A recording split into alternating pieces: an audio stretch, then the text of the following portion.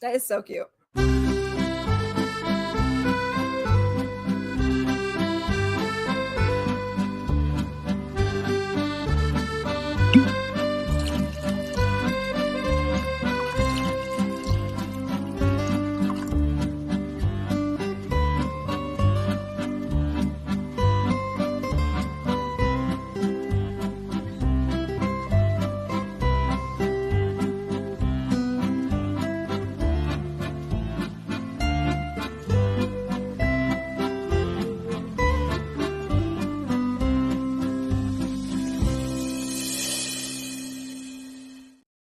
Hello, hello. Welcome to another Poor Choices, that time of the month with our guest, Lynn Jones.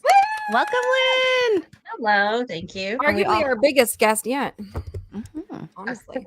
It's true. Some guy's wife, that's cute. No, we have so much love for you. Like, even from when I was messaging you back and forth back when Kelly was going to go on the real BBC. I was like, I feel this warmth, glowing personality from the emails, which is hard to do, by the way. Yes, it's very hard to do.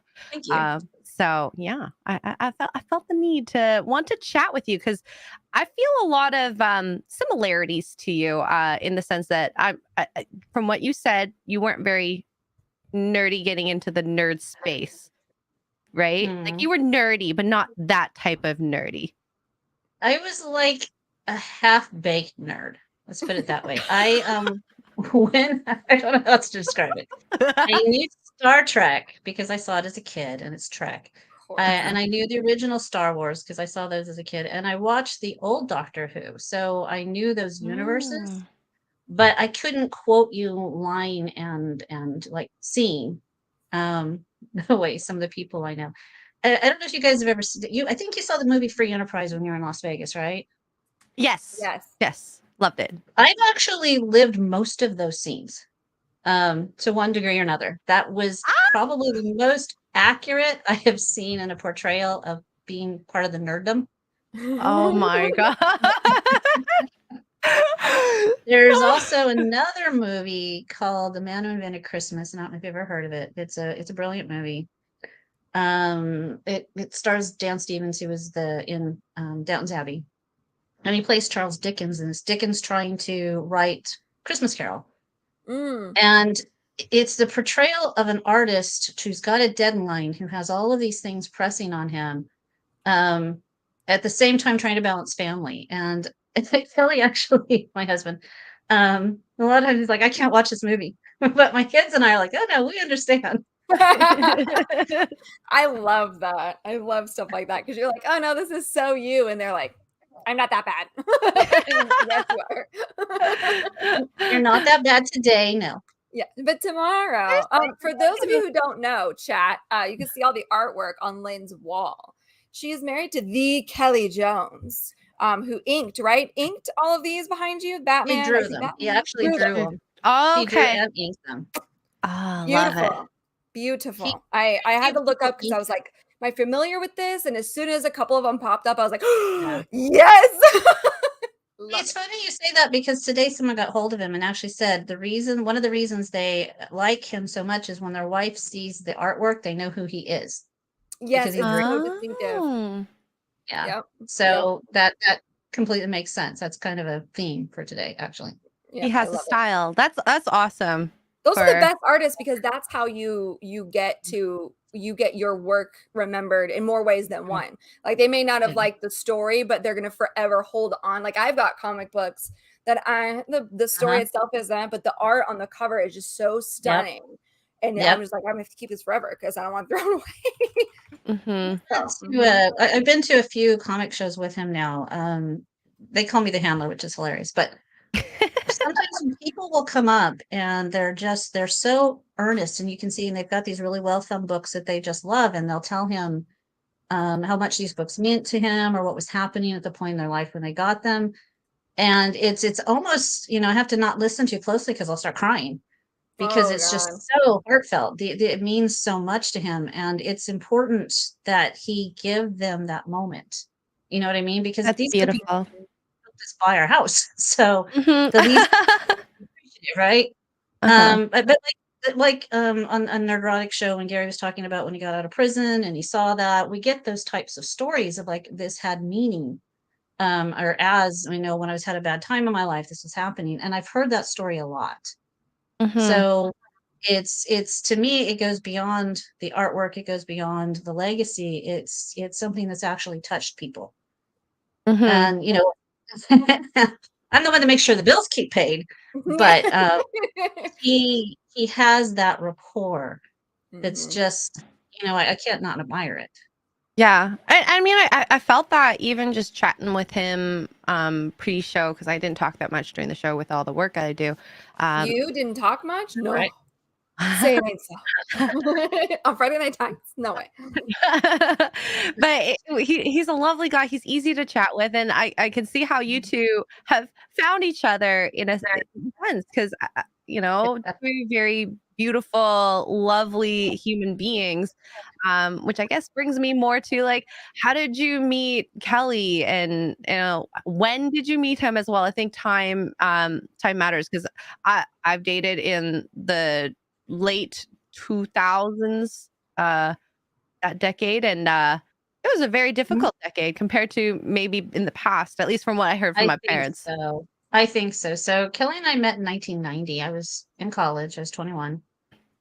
And I was taking journalism, written communications, and literature. So I was a journalism major with a literature minor, which basically means I can read and write, and I didn't have to do math. And we were given an assignment, not a math girl. We were given an assignment to talk to a local personality. So I had been, and gets kind of goofy, but I had been at a comic book show with my ex-boyfriend, who was just my boyfriend, or I wasn't even boyfriend at the time. We are just friends at that point, which was good. And he took me with him, and I met Kelly there. And when we left the building, and I don't even know how to describe this, but I don't know if you guys have ever had this happen where a voice like talks to you inside your head. And the voice said, "That's the guy you're going to marry." You knew. And it did. And then I didn't even think about him again until I got that assignment, probably 3 or 4 months later. I never told him this story until like 5 years after we met, because I sound like a crazy woman. But I was actually, my ex-boyfriend worked for a guy named Sam Keith, who's another lovely human being. And Sam, I interviewed Sam, and he said, "Hey, I know this other guy, Kelly Jones." And I said, "Oh yeah, you know, I actually met him at the signing." And I got hold of Kelly. He gave me the information, and I went and interviewed him. And basically, that was like our first date. And I think we were pretty much together from that point forward, and that was 33 years ago. So it was just kind of, I think you're right. It's like two people who met, and we both recognized, because it's one of those things. After I interviewed him, you know, we went out to dinner, and then I thought, okay, well, you know, I would like for you to call me again, but I completely understand you, because you might have other stuff to do. And the next day he actually called, and I was like, oh my God. Yes. And it was kind of, I think we both just had a connection. We actually didn't get married until 98, because both of us were establishing careers, and we were traveling a lot. We were really, really busy, but we were together. And I used to have to travel like I think I left every Monday, and I would come back on a Thursday or something like that. And Kelly would always be at the airport to pick me up. No matter what, he always picked me up at the airport. And that was, you know, that's kind of a big deal. So that trust has always been there. And he's always, you know, he's had dinner ready when I come home from work. He loves to cook. And so I'm not even sure why I have been this blessed, but it's worked. I love it. Just hearing your story, even just to when you first met, and like I can relate to that. I met my husband through Tinder, and his Tinder profile before I even met him, I was like, there's something about this guy. I don't know why. All things aside, I like the story. I love it. It's you can relate to it. Plus, when you said the stuff about how you reached out to him, you know, saying it's okay if you call, if you don't, that's fine too. And I'm glad he did. It's like, it builds that trust.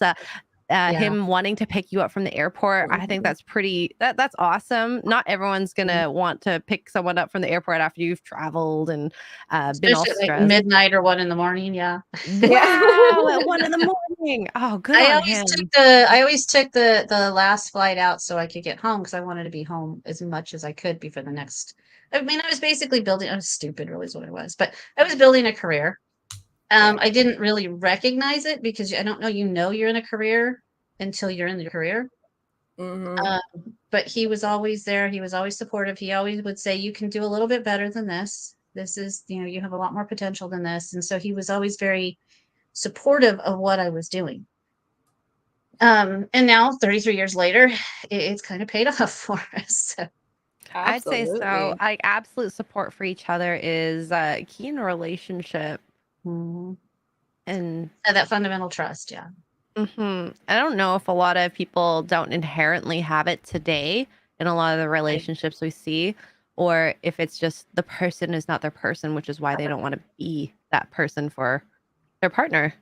And it's really tough because I see it a lot with my friends and with people who are on like the internet. Like I just watched a video about a woman who's complaining about her husband on Mother's Day, that she had to set everything up with her sisters, herself, her mom, and her husband did not help at all. She's like, why won't he do that? I'm like, you're trashing your husband on the internet. Like, because it's not his mom, maybe? Maybe. I don't know. And she's like, well, I don't understand why to be literal. But I mean, I feel like that conversation would definitely be better to have with him. Not TikTok. We've talked about this before. Don't. I've known, and I'm not sure. I'm not sure exactly how old you guys are, but I've known a lot of people, men in particular, but women too, who reach a certain age and they're like, "Oh my God, I have to be in a relationship. I have to be married," and but it doesn't even have like the Eastern approach to marriage where it's kind of arranged as like a business deal. So both people go into it negotiating what they want, and then over time they actually develop a relationship.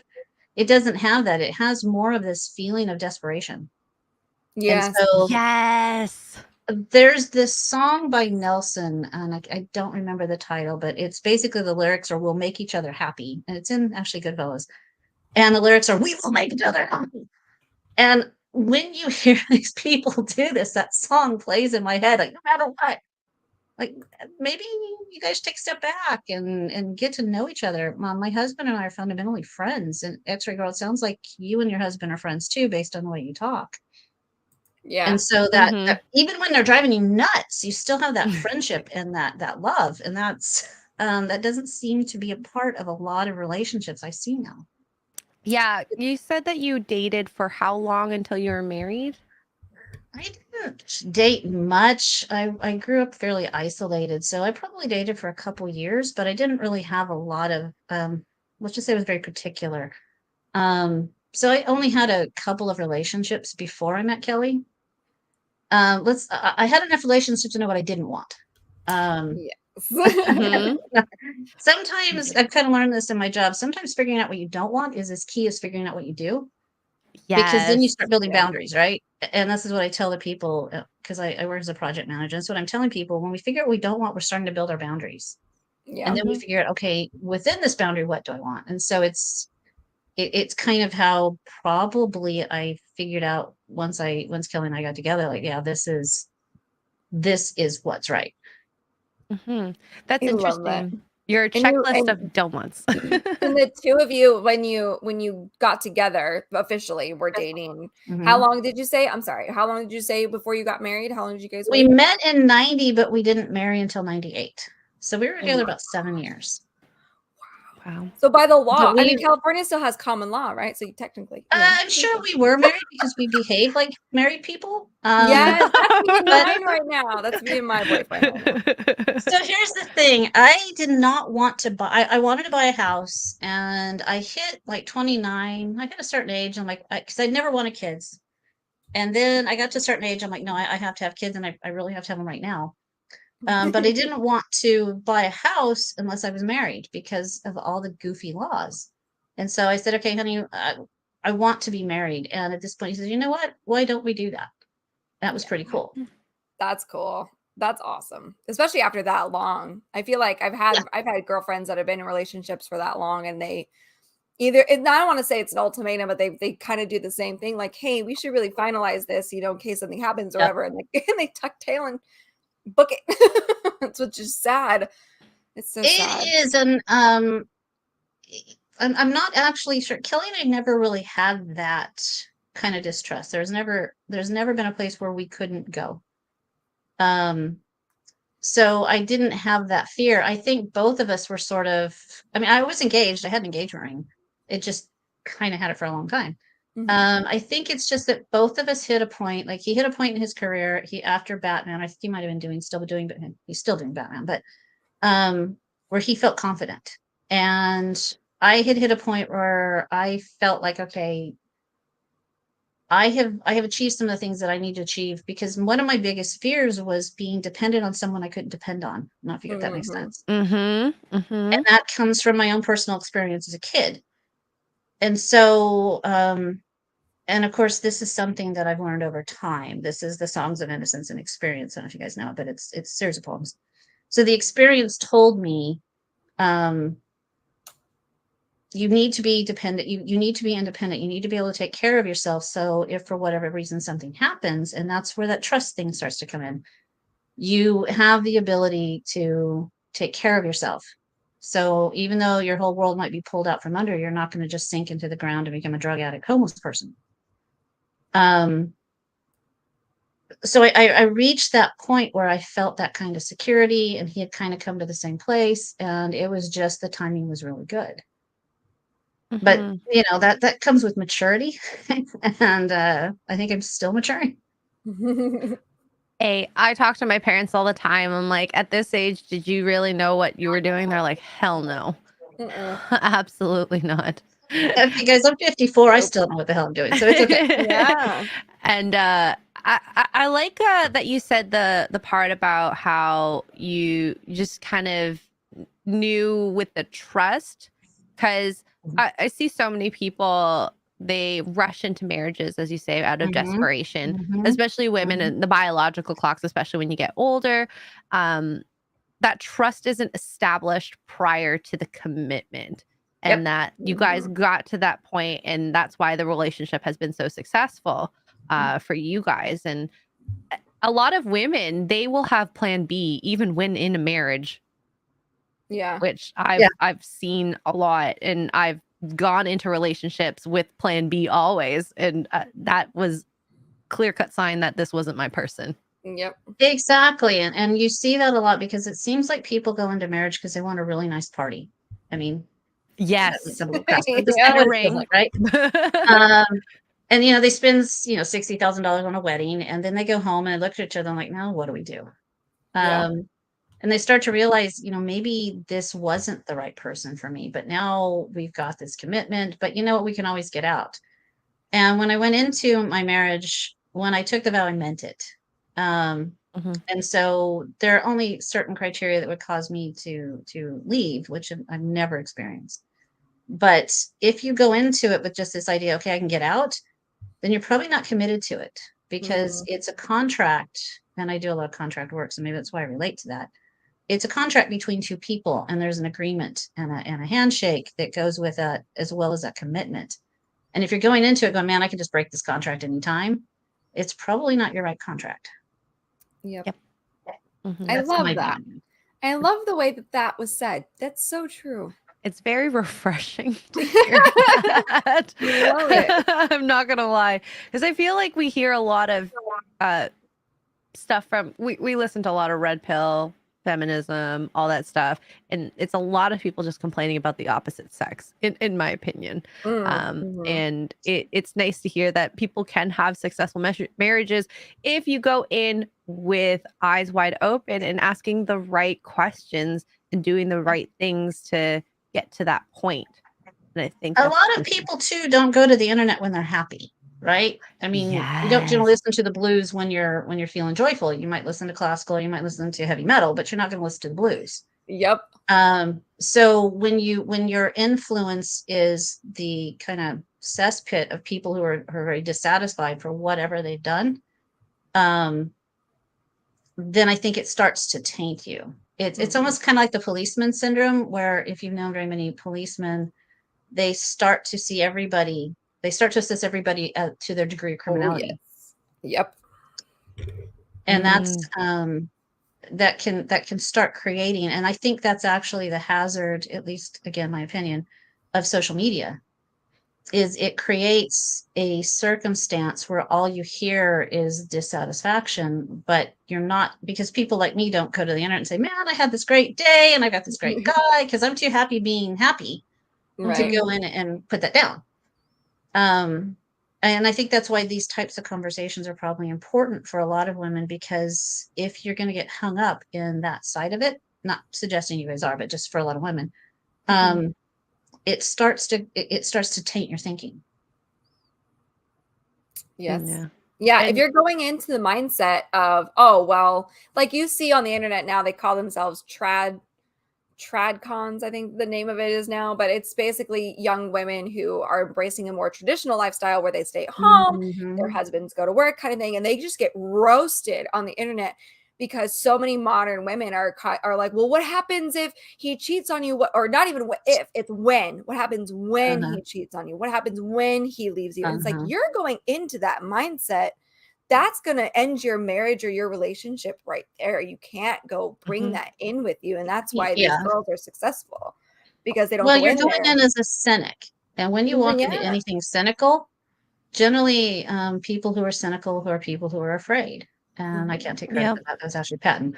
But if you go into things with that cynical point of view, then I don't have my glasses on, so I can't read that. Oh, no worry. I'll read it for you after. Okay, cool. But going into that cynical view. Yes. If you go in with that kind of cynical viewpoint, it's a self-fulfilling prophecy. It's kind of a Pygmalion sort of a thing. You're making it happen. Exactly. And that's kind of unfortunate, but and I think a lot of women get in that trap. There's this gonna sound silly. There's a little coffee shop we go here called Dutch Brothers. I don't know if you guys have them, but it's I love Dutch Brothers. Through. I love Dutch Brothers. Yes. And a lot of the young women who work there, first of all, to work at Dutch Brothers, you must be like the perkiest person ever. They only so happy. Maybe I should work there. Happy. Oh my god, the Dutch Brothers people are so happy. If you work there, extra girl, yes, you would actually but you start to know, because we go kind of every day pretty much, and you start to get to know people, and a lot of these girls, they only date online. They only meet people online. And so the persona that you present online is not going to be the persona necessarily that you meet, because I'm not going to go on there, okay, well, I'm a slob and I have this condition and my feet don't smell very good because I have this, you know what I mean? You don't go in with that sort of description. So then you get the reality of living with someone. And you become disillusioned and cynical, but it's because you've created expectations that no one can create. But I've always said that people who date online, their profiles, they're complete liars. Like in a nice way, because it's like you said, curated to the best parts of you. So. Exactly. And that's kind of where I think social media does a disservice for young people, because we don't have that interaction anymore.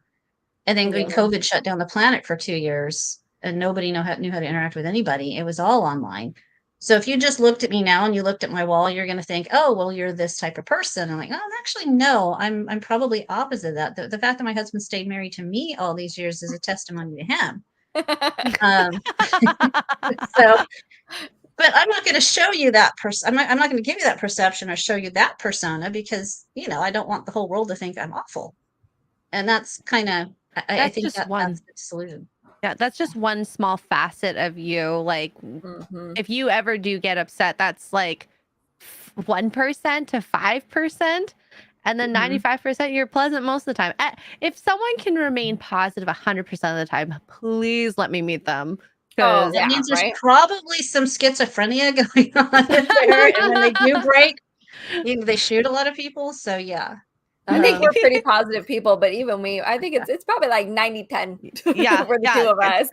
Tugs and I, we've had many conversations, and we don't let things bother us too much unless it's like But we early. do vent. We have moments where we're just like, Of course. and then You we're just right need- back to happiness again. Yeah. That's probably why you can be happy, because you are venting, but you're not venting all over your husband all the time, right? You're talking to each other, you're talking to your friends. So your Yeah. husband's not rolling his eyes going, oh God, I got to go home to that again. Because you know what I mean? If you kind of try to look at it, and again, this goes back to my job, I have to try and understand how other people see things in order to influence them to move in the direction we need to move. So it's a skill I've had to develop. And if you go in trying to see things from the perspective of the other person, and sometimes you look at it and you go, no. But sometimes you'll go, okay, yeah, I can understand it. And I'm not going to say I've always been 100% good at that with my husband. It's something that's evolved over time, but it's something that he would probably laugh, and he's probably laughing right now, but it is something that I try to do. I try to say, for example, and please tell me if I'm talking too much. When I first met him, I was really concerned about having the house really super clean. It was like a big deal because the house was clean. And so I would work all the time and I'd come home and the house would be messy. And I would get really upset about it. And because I'm doing all this work and you don't appreciate it. And then one day, and again, it's kind of that voice from the sky that said, you know what? He doesn't actually care. Why are you doing this to yourself when it's not important to him? It isn't a reflection that you've done something wrong. It's a reflection that you're doing this because you choose to, not because he expects you to. And as soon as I kind of realized that, and I kind of backed off and said, you know what, it's okay if something's messy. I mean, you can't do surgery in my house, but you won't die if you walk in. Yeah. And that's kind of when I realized this was me creating an unrealistic expectation for myself that I was projecting onto him. It had nothing to do with him. And I think as soon as I sort of came to that conclusion, we actually got married not too long after that. Because that's, I think, when I started to let things go. Honestly, I've had the same I thing. need to write that down. Yeah, you're dropping lots of knowledge right now, because and you're saying it more eloquently than I ever have, because that's something I've had with Mark, where I've been so frustrated with the cleaning, but he is, I call him Mark NATO. He just like goes through a room My and God. it's like he doesn't I'm like, what is this? What so I just, it's okay. It's a sock. I can pick up a sock. I was so worried too when my boyfriend and I, we live together now, and I have a cat, my female cat. She's older and she's constantly getting sick all the time. So like there's just stains just everywhere on the carpet, and sometimes I can't get to them right away. I was so stressed out when he moved in. Like I went on tornado clean mode, and he came in and was like, oh, this is, whatever. And I was like, well, it's not in a good neighborhood, and the carpets smell like cat puke, and I'm really sorry. And he goes, why do you care? Who cares? It's not your fault the cat's sick. Why do you care? Like, okay, that's true. Yeah. Makes you calm Well, down. there's another thing. So I have 2 sons, so I'm used to smells. Oh no. But there's another thing I've also realized about women, maybe not all women, but at least the women in my family, because my grandmother had the same problem, is that we smell things nobody else smells. Maybe it's some evolutionary thing. So you're smelling cat puke, and he's like, yeah, all I smell is your the whatever's in the kitchen. Exactly. I love this I hate bleach. cats, so I get it. Yeah. Oh, good. See, so God, it's awful. And I was so worried. And the house, like I said, not the best neighborhood. So I was like stressing out. And he goes, "It's fine. It's not a big deal. I'm a firefighter. I don't care. Like this is not bad." Well, yeah, exactly. Exactly. Well, and you also have that thing. I know another woman who's the wife of a firefighter, and what I found, people, especially people who are married or involved with emergency responders, have to really understand the concept of space, because sometimes you're dealing with people who see some pretty awful things and they're not ready to process them. So you have to learn to really read that person to figure out, okay, is this the time? And then usually if you give them some space, and they'll tell you, like she was explaining to me, he would tell her, this is what I mean. It usually involves something with a kid. But she learned to give them space. And that's an example. I mean, Kelly might have the cat spill his ink on his page, which is a catastrophe for him. But we don't have that type of trauma, but still you kind of have to figure that out. Where is that space? Because sometimes you need it too, but women tend to need less space, I think, than men in a different way. I think we can process emotions a bit more easily than some men. I think so. I think Mhm. so. Yeah. I'm accused of being calm all the time, which isn't necessarily true. I just don't let anybody see it as I'm not calm. Yes. Because you're like, I'll Because process this later. I got it. exactly. Well, and when you have children, if you're not calm and when they're hysterical, they just become more hysterical. So you have to find that. I have to be calm. So my youngest son is a type 1 diabetic, and when he was 6 years old, he went into a coma because I didn't know he was a diabetic. Oh. And he even said to me, they got him, we got him to the emergency room. His blood sugar was over 700. So I don't know if you have diabetes, but that's bad. Um, they got him stabilized. He came out of the coma, but a couple days later, he said, "Mommy, if I die, can I come see you as a ghost?" Oh Oh I'm so my God. confused. god! Oh my god, that's making me like tear And right I could now. not respond. I'm sorry. It still gets to me, Oh my but God. you can't process it. So I had to say, yes, of course, honey, but you're not going to die. It's going to be a long time. Well, will you come see me at my grave? Like, honey, you're not going to die, but if anything happens, yes, of course, I'll be there. Then you go in the shower and you scream and cry, or no one can see. Yeah. Um, but you learn that kind of control and how important it is to be calm. And I think even in a marriage, sometimes if I'm being crazy, Kelly will get really calm, and if he's being crazy, I'll get really calm. But it's a skill I had to learn. And I think a lot of younger people in younger relationships, those are skills that they haven't figured out yet. Oh, I have a cat just like that. Yeah. Not the sick one, but yes. Taco Bell. He's our Is Taco Bell cat. My son found him under a greaser at Taco Bell. Yeah. Oh no! Oh my god. Yeah, that type of stuff always hits me when you are so calm with the kids and with Right. emotional moments, because that happens all the time at my work. And it's weird when that, Yeah. like, you're just standing there listening to a conversation and then it hits you where you don't expect. And like, not that I've had crazy emotional trauma with my family, but even when like my dad was Mhm. sick, like Yep. I had to be, my mom's just like calling me hysterical. I'm like, okay, I'm going to the hospital, I'll take care of him, you know. Exactly. Exactly. And because you have the medical background, everybody looks to you. Oh, It's the Because I work worst. no, because I work in IT, everybody comes to me, can you fix my computer? I'm like, no. So now if there's medical, so X-ray girl, what does this mean? I don't know. oh I'm my not a God. Yeah. doctor. Let me Yeah. pull out the internet and see. Yeah. I'm on Yeah. constantly asking mine because he's EMT too. And I'm like, Yeah, so what does this mean? He's like, I don't know. Are you bleeding? I work in this exactly. Yeah. stream. Is your Yeah. bones broken? Do you need a Exactly. baby delivered? I got nothing for you. I don't know. Oh my gosh. Exactly. That's insane what happened with your kid and that you remain calm. Oh, Takes a God, I lot would of have lost work. it, A lot of which work. would not have helped the The situation. In full disclosure, the night that it happened, when they got him stabilized and he was sleeping, and he had IVs in both arms and his leg, and a catheter and a body thermometer, Oh I my did gosh. break down that night, and Kelly had to be kind of what Jordan Peterson's. He had to be the strong man, Mhm. because he couldn't fall apart because I was falling apart. Mhm. But then the next day, I kind of had a chance. I went home and I slept through the night because I knew, okay, tomorrow I have to wake up. My life's totally changed. Mhm. Um, that's cute. Um,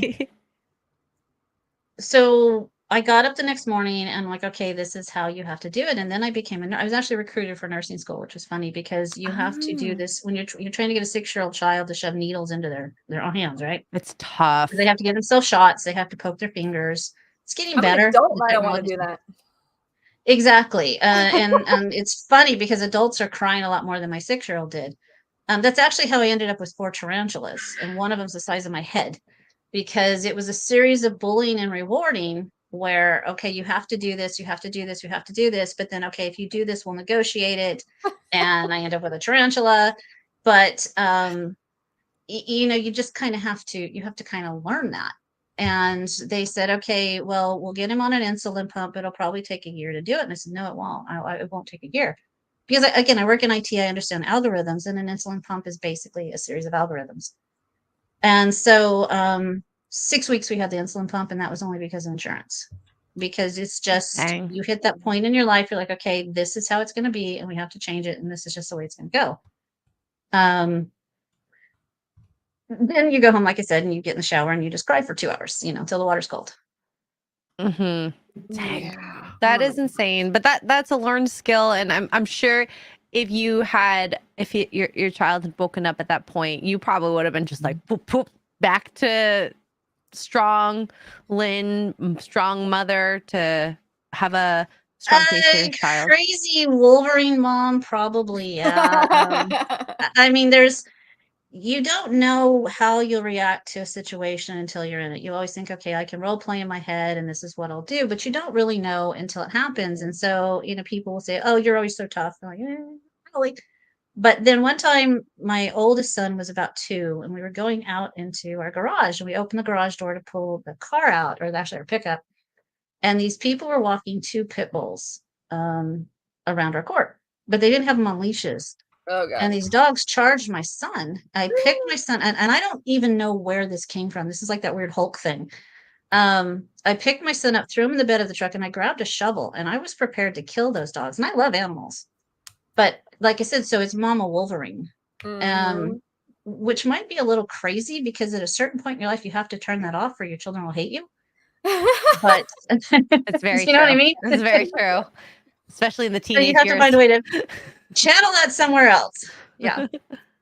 That's funny that you say that because one of my favorite stories that Blake Lively tells is how when she had her first child, before they would be walking down the street and she'd be with Ryan Reynolds and they'd be walking down the street and like there would be a man coming towards them or a shadowy figure or something, just kind of, and she would kind of like step behind Ryan because that's his role. But then she was like, the minute we had our first, we were Yep. walking, I was walking, our baby down with a stroller and it would be a shadowy figure. And instead of stepping behind him, I stood in front of the stroller. And she was like, and I have no idea where that came from. And I have no clue what I was going to Exactly. do. But she was like, it's So just that instinct changed. So, absolutely. And yeah. I know there's no difference between men and women anymore, but when my first son was born, Not on this I channel. had preeclampsia. And so he was very small. He was only like 5 pounds. And I had to have a cesarean because he was breech, and that's kind of fits my son. And he they took him to the nursery that first night because I was like drugged up. I was coming out of the anesthesia, I had a catheter, the whole thing. If you have a cesarean, it's a surgery. So the next morning at 5 o'clock in the morning, the nurse brings him to my room. And Kelly was home. And she comes in and she had like 6 babies by herself, which is a lot, and newborns. But of course, I'm not thinking that way. But I knew the exact moment I became a mom is because she walked in the room and she said, she's complaining about him. She's like, well, as soon as I feed him and then I change him, I think that's what she said. When she feed him and then she changed him, he would just cry and throw up. And brand new mom, probably not the wisest thing to say because I honestly, and I don't do this, but I sat up and I'm like, look, bitch, if you just would have changed him first, you wouldn't have had this problem. Then I called my husband and I'm screaming about this nurse. I woke him up. I was so angry that this woman disparaged my kid. Oh my God. Oh my God. I would be mad too. Jeez. That's what babies Probably do. more They than you eat need to when they know grow about me, up. but Hey, different role, different persona. I like that. Because I think that's something that's like bedside manner. Nurses, you need to. It ebbs and flows. Sometimes when you're too stressed, maybe it was a stressful day. it was. I feel bad for her now, but at the time, it's like, ooh. I mean, I don't know. Maybe this is the naive person in me because I've never done this, but I would think, short of being in the NICU, being surrounded by babies would be so fun. I don't know. Maybe I don't know. I personally love babies. Let I them cry. love It's them. fine. And their whole job for their first couple months of their lives is to eat and poo and throw up. Like, I'm and sorry, grow but that's their and job. grow. That's basically what they do is they grow. They spend that first 2 months Yeah. growing. Yeah. And also I was a brand new mom, so it wasn't the best. Like if my second son, I would have been like, yeah, whatever. Yeah. But this was Oh the yeah, when you're first a brand one. new mom, you Yeah. just everything is Mama bear. Yeah. Mama bear Exactly. for So sure. there's something to that. Like I said, though, you have to back off because I don't know how many of you have seen the moms that are still Wolverines when their kids are in their 50s Oh, and their kids move to the other side of the planet to get away from them. It's honestly, it's really tough. And I commend my parents when we turned 18. They were completely hands off. It was very weird. But they gave us the independence to make the mistakes that brought us to this point. So, yeah. Yeah. I have a question. So, between like the phases of life that you've had with Kelly, you know, you're dating to moving in to engaged to married to becoming parents, the kids are grown up. What is something that has been like a continual pattern in the relationship to make it so successful? We both of us have a very wicked sense of humor. Oh. And neither one of us take most things, unless you insult my baby, very personally. So, I mean, when you're first in a relationship and you're like interpreting every eyebrow twitch, you know, like Doom B'nai Gesserit, what does that mean? And then you kind of settle in and you start to learn each other's patterns and behaviors, and you start to realize, okay, so when he moves his arm that way, it doesn't mean he's telling me to go away. It just means his arm hurts. Oh no! Do you I mean, still think about love it. Think about how many times you interpret something. He's like, "What are you talking about?" Uh-huh. That's where I'm at right now. Exactly. But we've always had this friendship and this really wicked sense of humor. So both of us, and we will find humor in things that it's almost like our own personal language. And we don't really mean to leave other people out. It's just something that we will both find funny. Um, One time when he got his first car, his first brand new car is a sports car. Well, it was his first, it was his second, I think, but it's a sports car. We still have it. And we came out of the parking lot, and this girl had been talking to him up in the grocery store. I'm like, yeah, okay, whatever. And he comes out and he looks at his car and he says, "I will never have any other cars but you." And I'm looking at him, I'm right here. You just were flirting with this girl. What the hell? So that has become kind of a joke between us for years. Oh, no. So we have this humor where a lot of people think we're bickering, but we're not actually bickering. We're teasing each other. And I don't really know how to describe it, but it will sound like bickering to other people, but to him and I, it's just it's basically, if you don't care about someone, you don't bother. But when you do care, you go, "Geez, you're being an idiot," except I'll use stronger language.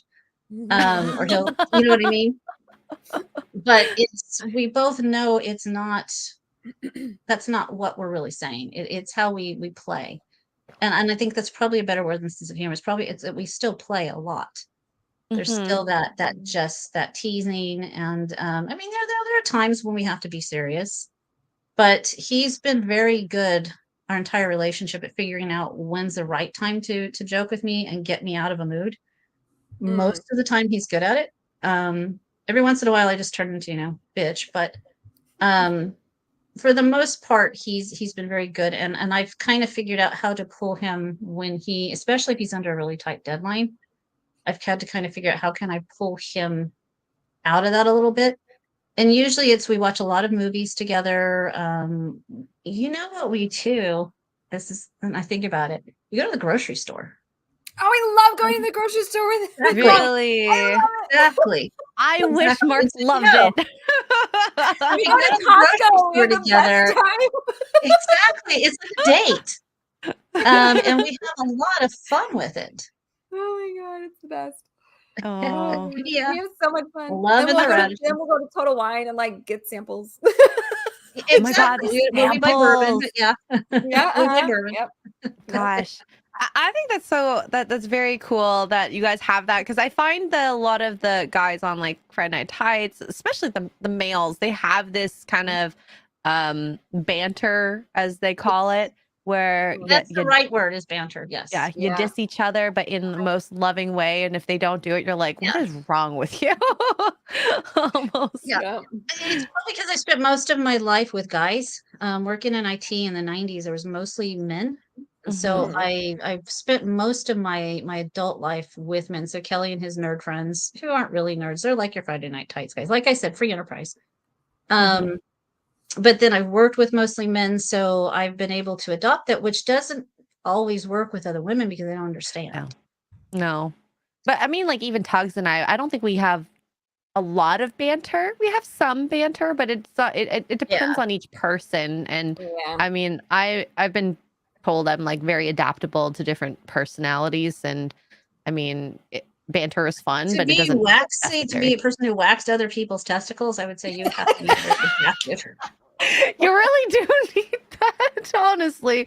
Listen, I don't know if our friendship is at this point, but you can wax me. I'll pay you. It's fine. Oh, sure. Hey, we're gonna need a lot of I can always recommend you someone. I don't trust anybody else. I don't know if you want me down there. It's been a long time since I've done that as a job. It can't be any worse than what I would do to myself, which is the first thing I would try. Yeah. You guys know if this were Friday Night Tights, this would go in a whole different direction, right? Oh yeah. Yeah. They'd ask like weird questions. They always do. I'm sure somebody will clip it later and tag all the guys and they'll be like, what is this channel? What is going on here? You know, the other thing, and maybe you guys have this too, is that or at least I am married to a really, really responsible, trustworthy, dedicated 14-year-old. So that sense of play that you see and having had teenage boys, I see that sense of play is still there. You know, they collect toys and all the things that they still have. So they still have that sense of fun that hasn't been, yeah, see, that was just what I was saying. Oh my God, Nina. Hi. It says, Nina, hi, Nina. She says, I just walked in and X-Ray Girl goes, I don't know if you want me down there. It's been a long time. I had a feeling. And I'm not talking about Mark. Listen, you guys missed the whole go back. Exactly. Zowie. Oh, well, you were saying something, Lynn. Sorry, we interrupted. I did. I was probably pontificating. That was just hilarious. So. Yeah. You need humor when you work with body parts like that. Yeah, I can imagine. Yeah, but it's really your gynecologist. Yeah, it's really funny. So I can have that humor with that, but I would never bring that into mammograms just in case. No. I completely, that wouldn't. Well, I told you my doctor is very different, but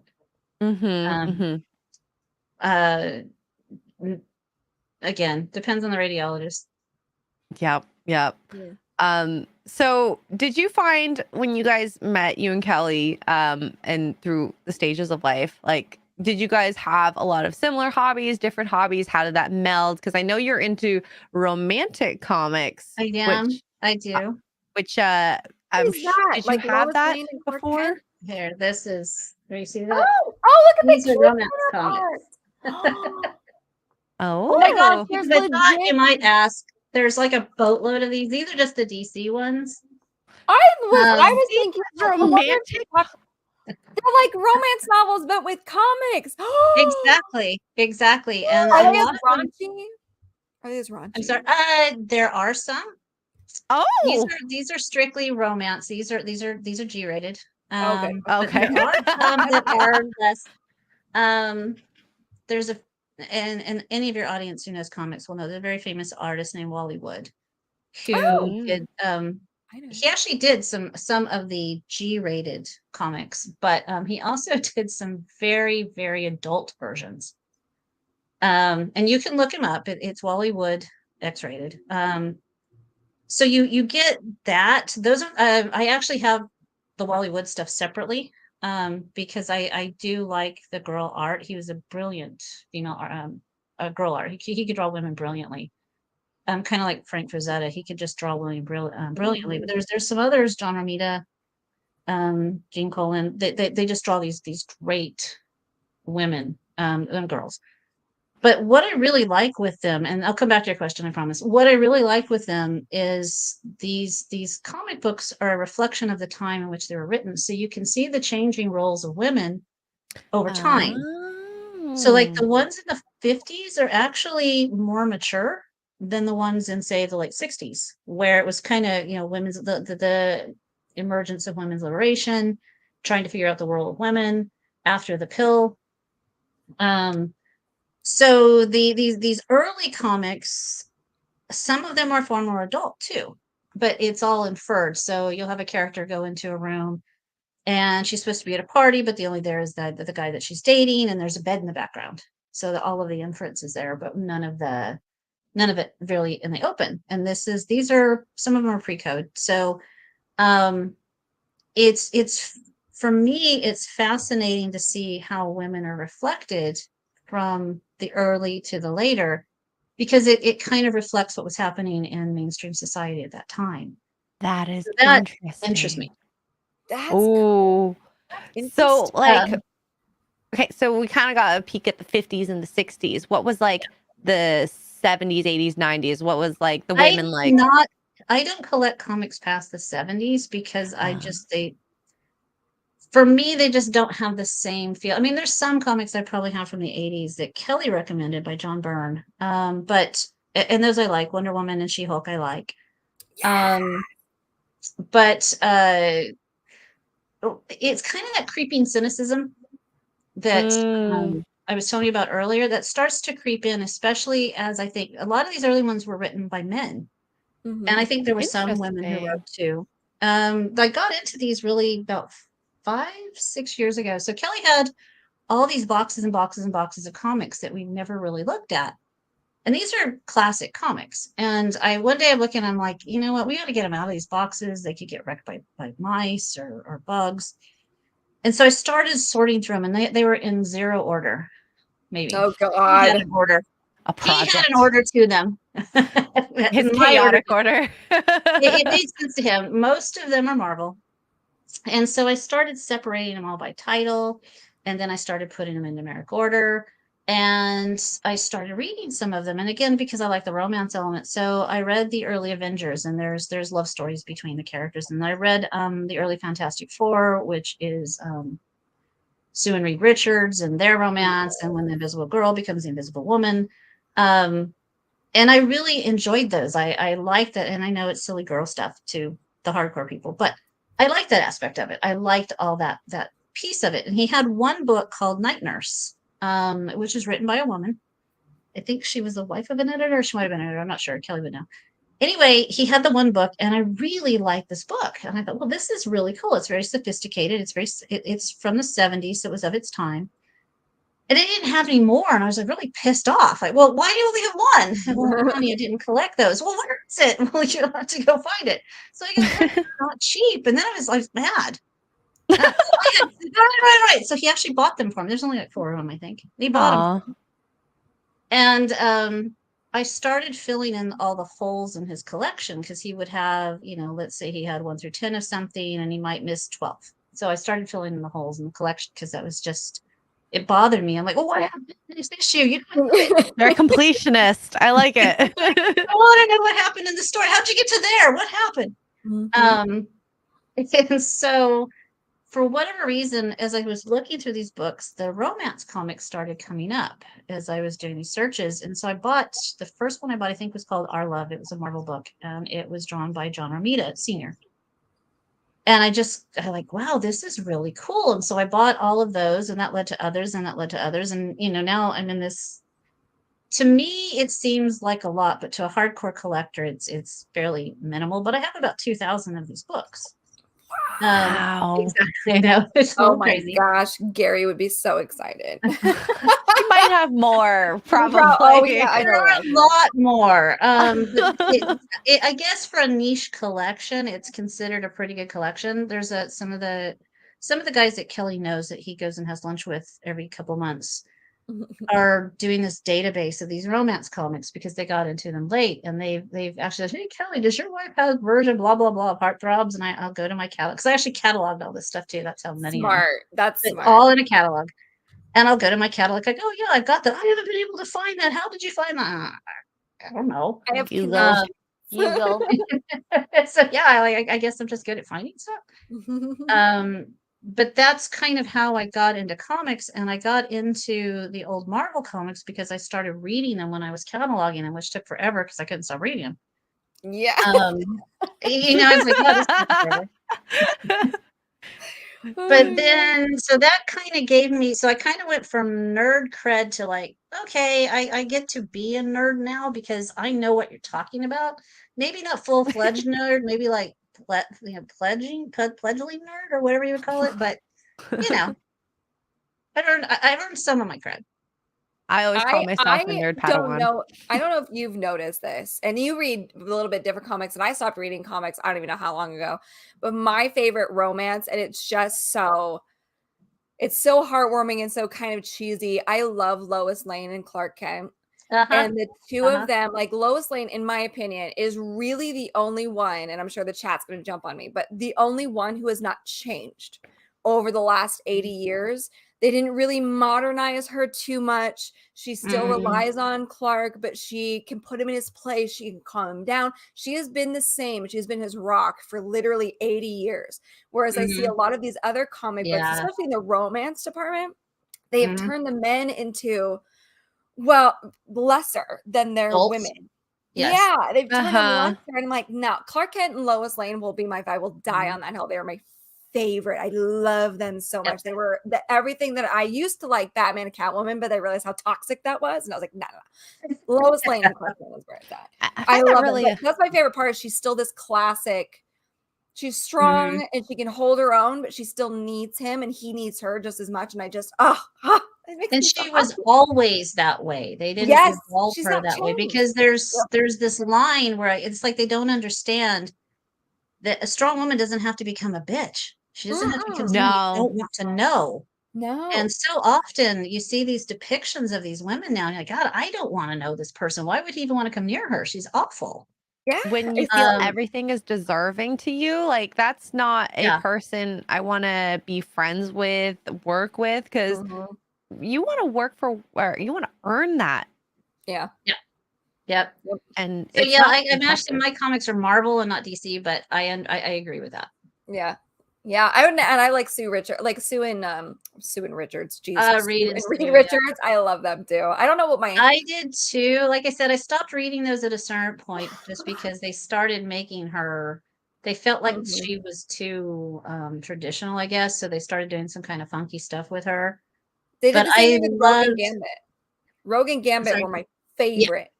They were my absolute favorite. I fell in love with them in the cartoon series in the 90s, and they turned her into, I don't even know what she is anymore. It's not recognizable. It's awful.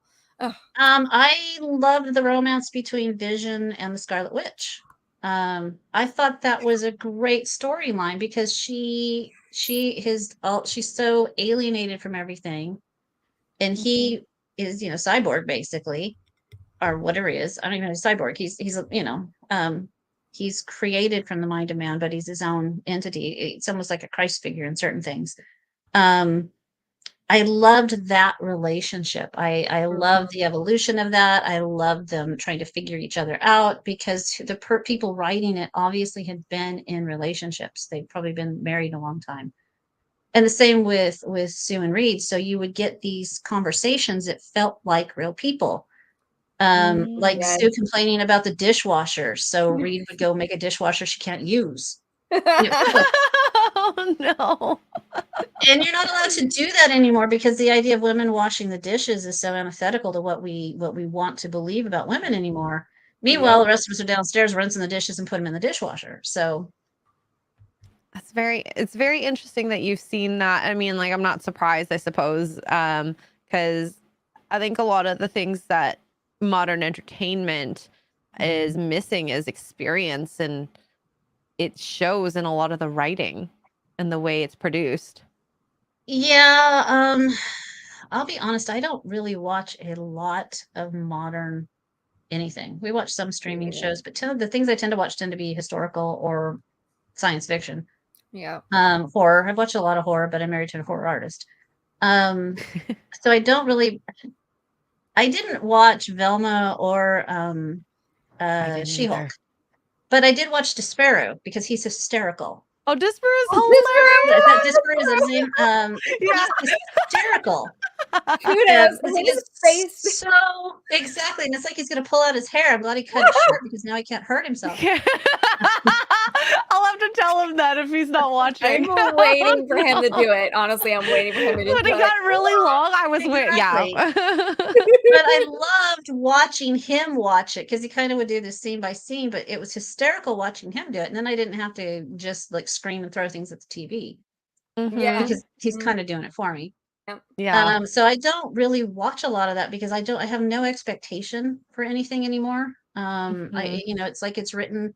There was I think it was I don't remember what show it was. Might have been a Simpsons or I don't know. So anyway, it was basically Hollywood writers are manatees in a pool with thought balls, and these manatees Oh, swim over and drop the ball. I don't know if you guys yes. saw this. I don't remember which show it was. So I probably think it someone else is that does. But Simpsons. I think it's Simpsons. yeah, but and it was so these TV shows were being written by manatees with these balls, and that's kind of what it feels like. It's so formulaic, and you're like, okay, I know that they're going to tell me that this strong, tough woman is supposed to be the way Oh, young women are supposed to be, but frankly, I hate her. And if Yeah. she got hit by a car, I wouldn't stop because Yeah. she's awful. You No, know, it's so true. It's so true. so true. Because none you of can't this is relate. relatable to young people, much less people my age. We're looking at it going, oh my God. And now I'm like Whoa. that old lady sitting on the porch in my day. But I feel that way. I've always said, and I've said this on this channel, I don't know, 100 bazillion times. So sorry, chat, but you get to hear it again. I firmly believe that there is a correlation between the death of the rom-com and the depression of the society is where we're at now when it comes to relationships. I 100% believe those are Yes. connected. Honestly. And rom-coms yeah. can be, kind of, what's the word? Controversial. Rom-coms can be. I get points, Yes. but the minute they died as a whole, we used to get them all the time and just was Yeah, love and Everybody Loves happy. Raymond was one of my favorites. Yes. They're gone. All those sitcom shows gone. The minute those all died off, that was it. Everybody as a whole has just been depressed. It's kind of though a reflection of where we're being taken from a social perspective, right? Because we all have to be so smart now, and the men have to be stupid so that we can be perceived as smarter. That it's not after a while you're like, okay, this is just hectoring and lecturing and boring. There's nothing interesting here, and I can only see this girl be sassy and put this guy in her place so many times where I'm like, okay, you're awful. Why is he with you? Yeah, Yeah. I would he should leave you right now. And So yeah. Go on. Sorry. oh no, I'm good. Go ahead. Oh no, and it's like it's almost the death of our society in perspective because like when we age into our 40s and 50s, what will we look like? Because I don't know, a lot of sad and depressed. divorces. I can't think of less children. I don't know. Yes and no. I think it depends again on where you are. So again, it depends on what you see. So what we see, at least from a media perspective, are those relationships, like I said, that nobody gets on to say how happy they are. But what I see in my kids is a little different because my kids are probably traditional views. Like my son has a girlfriend. She's a beautiful girl. She's actually, I think she'll be my daughter-in-law. And they don't really buy into. They don't watch any of this. They're probably all. Thank God. Well, I mean, I know they're all like. I don't even know Snapchat. I don't even know what they use. It's all social media. I don't care. But what I see is she adores him, and I mean, she adores my big goofy son. And when I look at that, and I realize, okay, I think we're going to be okay. I think it's the view that's skewed because of what we see. I think young people, because there is sort of a movement back, like you said, these young women moving back to traditional values, that we don't see that and we don't celebrate that because the individuals who are in control of this message or this narrative don't want us to see that. But I see a lot of young people who are starting to reject these ideas. And I mean, the pendulum swings. In the 60s, everybody went nuts one way, and then they went nuts another way, and now we're swinging back. we now live in a world of AI and all the other crazy crap that we're supposed to be afraid of. So sometimes you kind of have to step out of it and kind of look and see in a different way. And my kids have given me that ability because I can look at them, I can look at their friends. My older son has a friend. He's one of the most handsome kids I've ever seen, but he has no idea he's handsome. And so, girls will come up and they'll hit on him. And he's like, "Do you think she liked me?" And we're just like, Oh but he will say things like, they're at a party and a girl hits on him, and he'll say things like, "Well, I just imagine what her dad would think if she's standing there looking like that." And so he doesn't want to, this is somebody's daughter. That's sweet. And it is. It's kind love of, there's this notion that, that we should, it's okay to be a little precious. It's okay to be adored in that kind of way. That doesn't make you weak. It doesn't make you lesser. And like I said, my daughter-in-law adores my son. When he first came back, he was in Montana for a year in college, and he lost about 25 pounds. As a type 1 diabetic, that's a bad idea, because if they go into a DKA, which is a high blood sugar condition, they can lose a lot of body mass quickly. And so my husband said, "We got to get him to eat more. We got to get him to eat more." And I said, "He's not going to listen to me. He's down near 20. He's 20 now at the time." I said, "Give me a minute." And I went to his girlfriend and I explained what happens in a DKA and that the organs will start basically consuming themselves and he can have these problems. She looked at him, she punched him. He said, "Let's go get something to eat." He's put on 20 pounds and she's constantly monitoring him to make sure he's taking care of himself. And I'm like, okay, this is a girl I can hand my son over to because she understands his condition. So that gives me hope. That gives me hope that it's not, it's almost like there's a demographic of like 25 to 35 where that sort of cynicism took over. But I'm seeing in younger people, and again, West Coast is very skewed. Oh God, yeah, especially in California. Oh, we're nuts. We're crazy. But this is happening in California. So I'm in Nevada. We're not much better. When Kelly and I went to Montana to see him, we actually took a trip to see a friend in Wyoming, and we had a car. We rented a car, but it had Georgia plates, and so nobody knew we were from California. I love it. Whenever I rent a car when I go to Florida, I always pick the one with the Florida plates.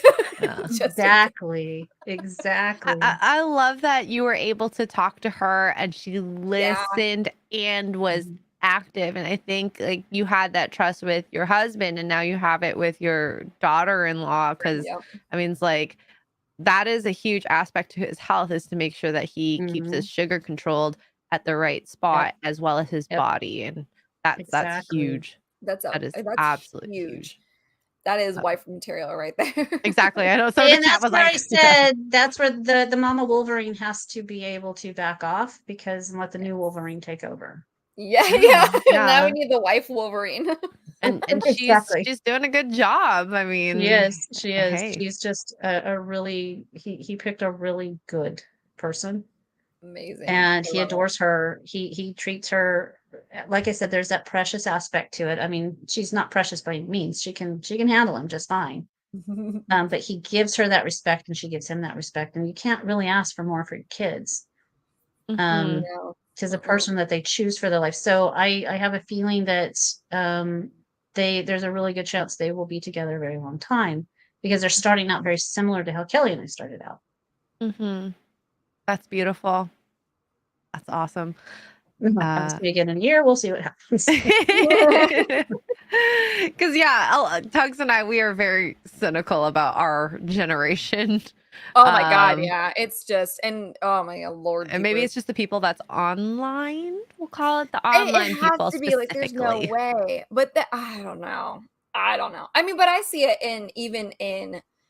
I mean, we've talked about this, but I see it even in myself. Like even me, I say brainwashed, because there's really no better term for it, but I was washed that way too. I had a mom that was like, well, I've always wanted to have kids and be a mom.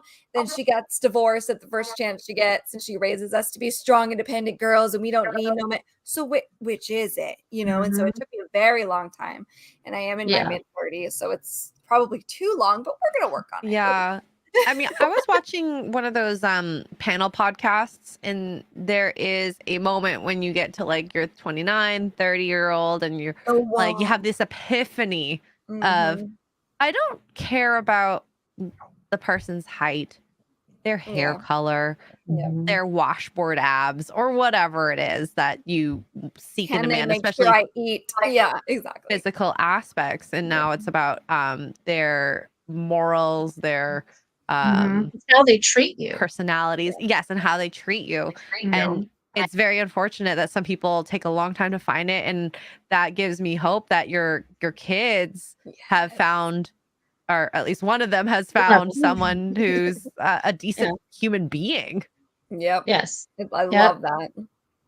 In California. Yeah.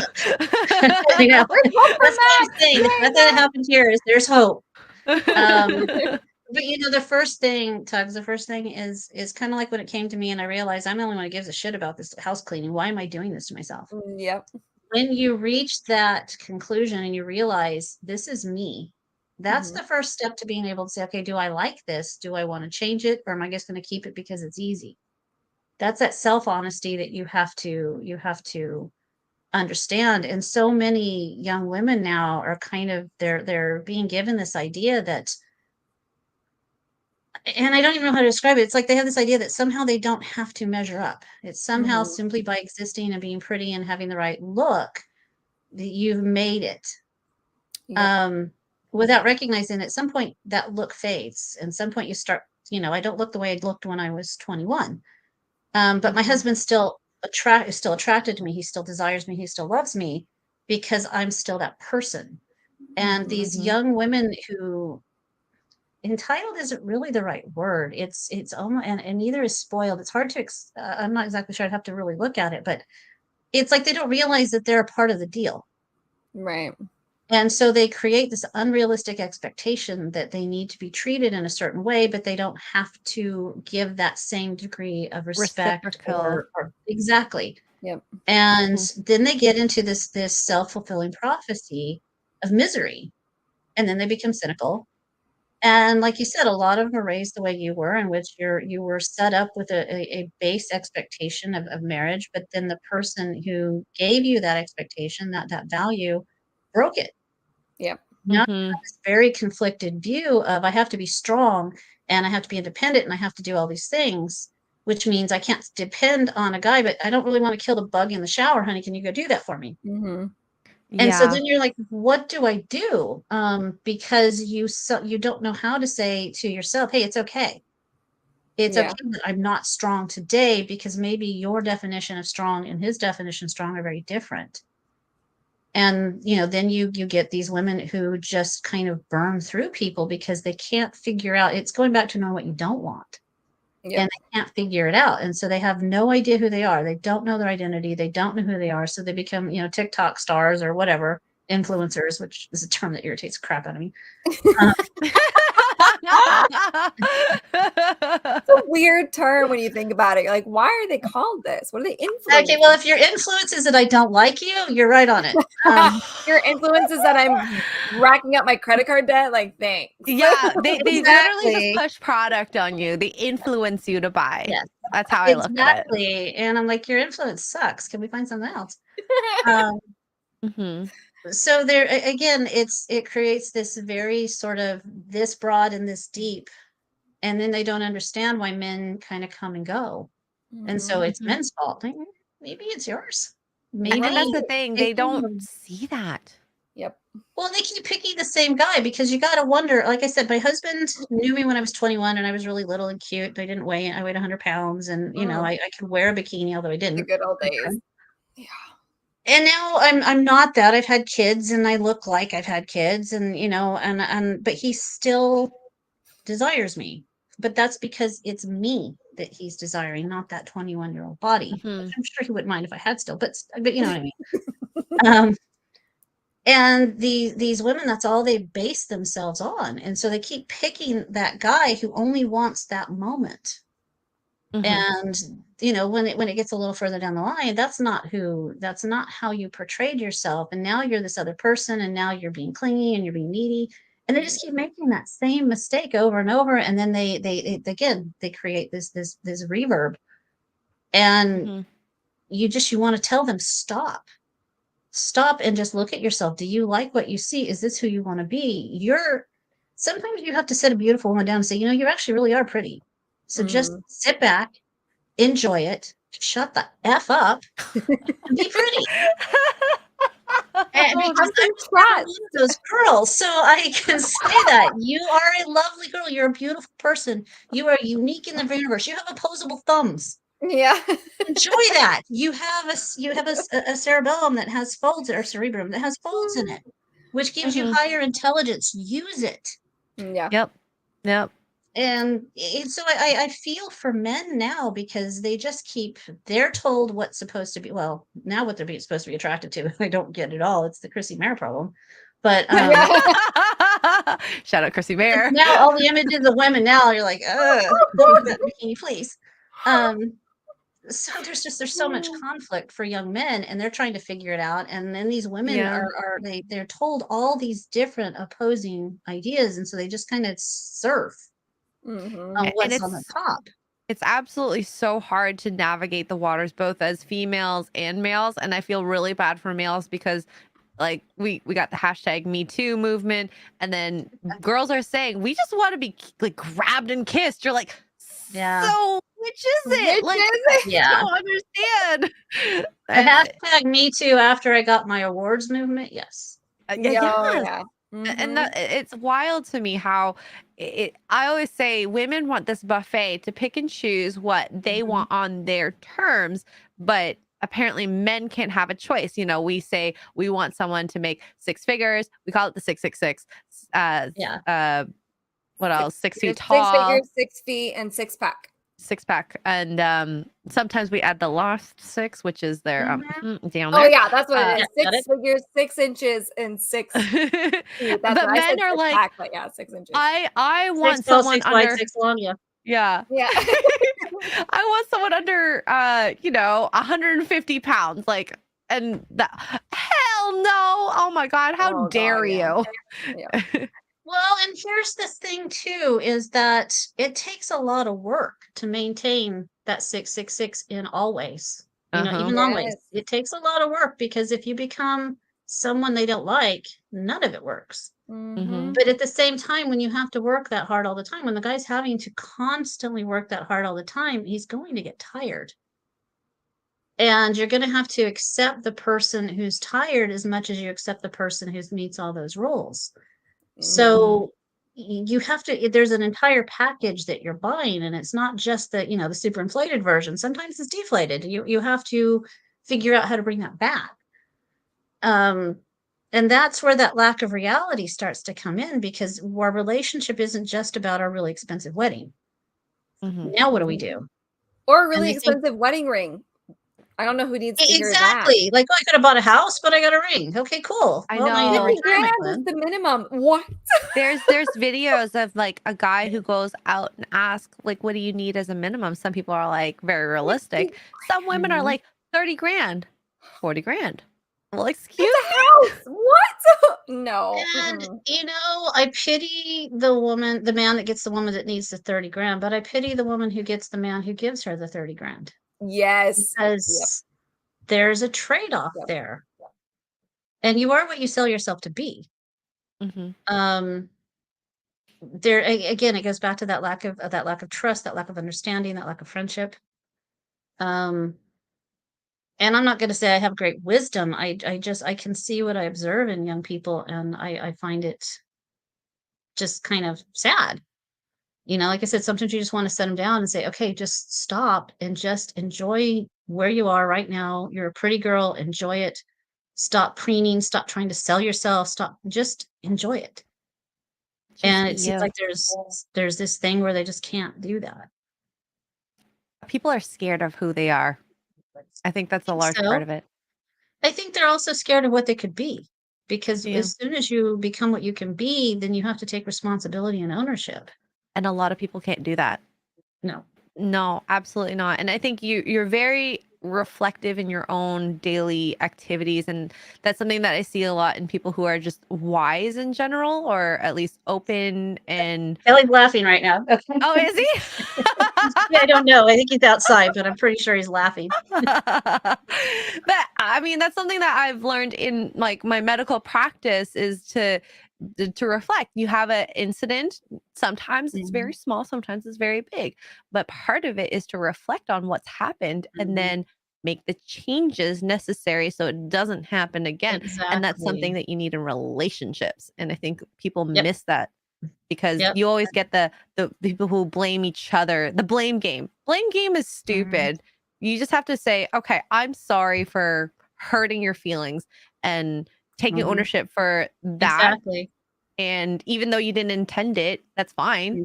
You didn't intend it, but they're still hurt. So I think Although it's Kelly and I do still blame each other for Carter's diabetes. So no. That's that dark humor right there. That's what that is. exactly. I was not expecting that. I'll take responsibility for the diabetes, but he gets to take responsibility for the audio processing difficulties he had as a kid. So we've agreed. We have a tangent. Oh my gosh. I think that's just a young man syndrome. You just pick and choose what you want to hear, and that goes into your regular adult life too. I'm still dealing with my dad. He is a little deaf, but we have a theory that if he wants to ignore it, he'll just ignore it. Uh-huh. Oh, It's the selective selective hearing. hearing thing. Oh, men are born with that skill. Yes. Born with it. You also learn it as a mom. If you're a mom who doesn't want to be completely insane, you start learning that too. You start determining, okay, what silence is that? Is that the silence of, okay, they're watching TV, or is that the silence of they're trying to climb a tree to jump over the fence? And it's not until it's screaming that you're like, crap. Exactly. You learn to interpret. Taking notes again. It's difficult. Each person is different. You got to learn all the tells. All the babies are different. Yep. Yeah, you do have to take. When I go into a new job, as a project manager, I run large IT projects, and you have to figure out who different people are, and you have to go. So when you go into an organization, you have to figure out, okay, who in this organization has authority, and who in this organization has responsibility. And people who have authority but no responsibility can completely torpedo you, because they just come in and spit all over it and run off because they don't have any responsibility. People who have responsibility with no authority never can get anything done because no one supports it.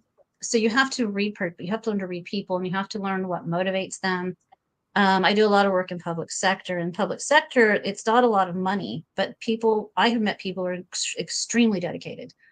So a lot of times recognition. And if you just give them recognition, you're in a meeting and you say, so-and-so said this, and I think it's a brilliant idea. Why don't we talk about this? That way they know someone's hearing them, and someone's seeing them, and someone's listening. So I've kind of learned to take that into the rest of my life. And that's why when I meet new people, and this is actually something that a person who coached me kind of taught me this. That's something I figured out. If you start taking that and kind of seeing, okay, what motivates people, but you don't want to lose yourself in that process. You still have to be who you are and not become what they want you to be, because then that's dishonest too. You just start to read things differently. You start to see people differently, and you start to change scenarios because you're looking at it from a different perspective. Again, that's how I do my job.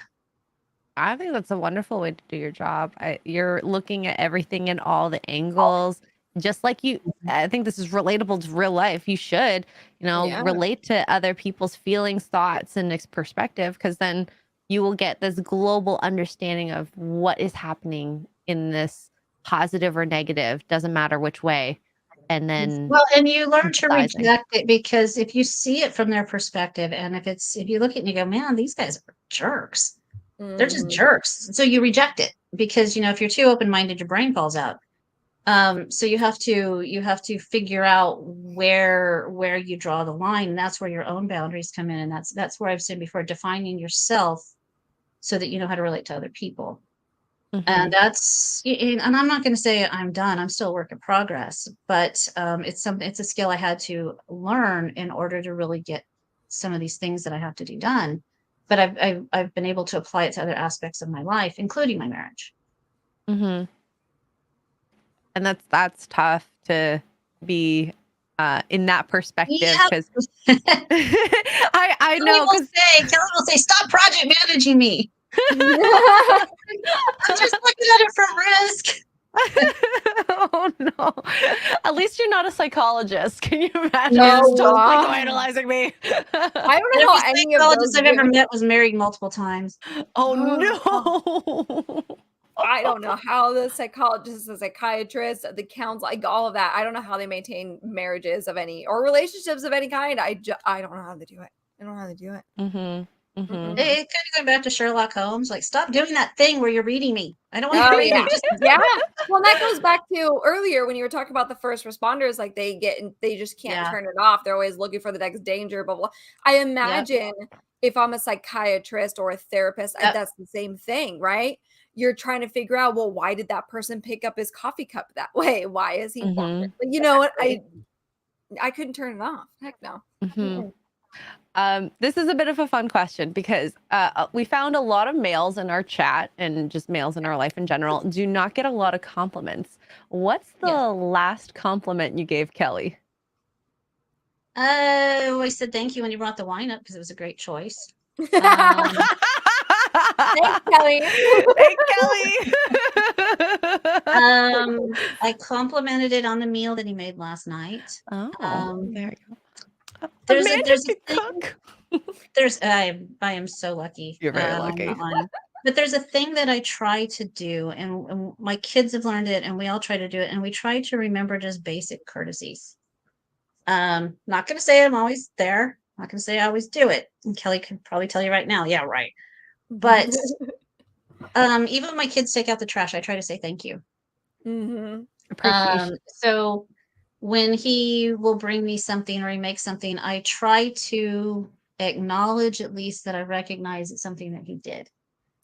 And that's kind of something we do for each other. It's a little thing, and it's not like I sat down and thought this out and wrote it down or mapped it out. It's just, again, probably because of my job, those little appreciations really go a long way later on. So it is the little, you come down, he's unloaded the dishwasher. You're like, but he doesn't normally unload the dishwasher. So you say, thank you. I appreciate you doing that. You know what I mean? Mine gets me. Why do you say why? I'll say thank you. And he goes, well, for what? And I'm like, because I appreciate that you've done something I didn't have to tell you about. You did it because you care. Yeah. I love it. It's so true, at least on a work perspective, like especially when managers who you don't talk to often and they say, thank you for coming in today. Thank you for doing this. Thank you for coming on time. Things like that. It goes a long way and you appreciate. And I have this one manager right now. She is so awesome.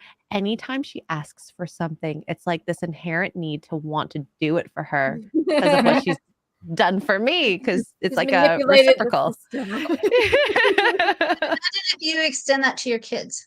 Yes. So I have a very good relationship with my sons, and they do a lot of stuff for me, and I think it's because I always tried to recognize them.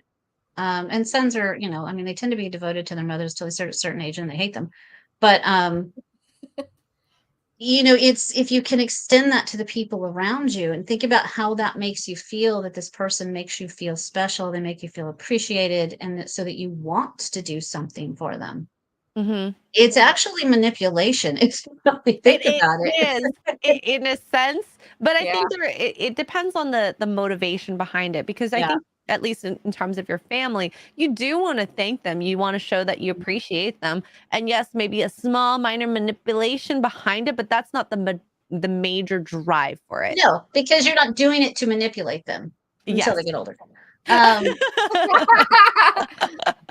But if you think about, if your husband comes in and he just says, hey, I really like how you look in that dress. You're like, hey, I'm gonna wear that dress more. And you say, I really appreciate that I appreciate that you watered the lawn or whatever. Because it took one thing out of your day. And that tells me that you are thinking about me.